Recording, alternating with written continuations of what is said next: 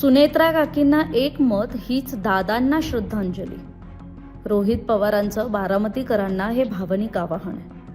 अजित पवारांच्या निधनानंतर बारामती विधानसभेसाठी पोटनिवडणूक होते. त्यात सुनेत्रा पवार बिनविरोध निवडून याव्यात अशी अजित पवार प्रेमी आणि राष्ट्रवादी काँग्रेसची इच्छा असली तरी सुनेत्रा पवारांविरोधात सध्या 15हून अधिक उमेदवार निवडणुकीच्या रिंगणात आहेत. दत्तात्रय भरणेंच्या शिष्टाईनंतर लक्ष्मण हाकेंनी निवडणुकीतून माघार घेतली असली तरी काँग्रेसकडून आकाश मोरे आणि इतर लहान सहान पक्षांनीही उमेदवार रिंगणात उतरवले.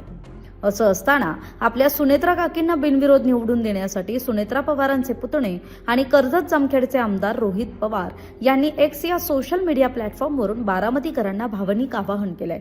आपल्या पोस्टमध्ये रोहित पवार म्हणतात, बारामती विधानसभा मतदारसंघात होणाऱ्या पोटनिवडणुकीसाठी माननीय सुनेत्रा काकी आज उमेदवारी अर्ज दाखल करतायत.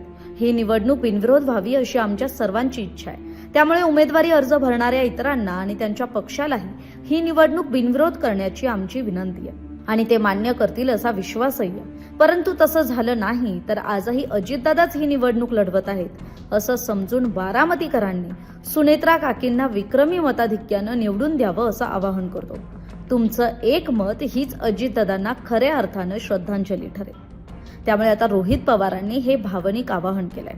बारामतीची पोटनिवडणूक बिनविरोध व्हावी असं तर भाजपचे ज्येष्ठ नेते आणि माजी प्रदेशाध्यक्ष चंद्रशेखर बावनकुळेंनीही म्हटलंय.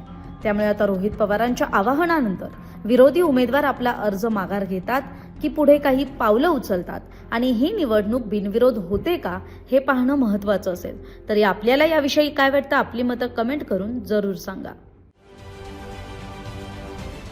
महाराष्ट्रातील सर्व बातम्यांचे विश्वासार्ह व्यासपीठ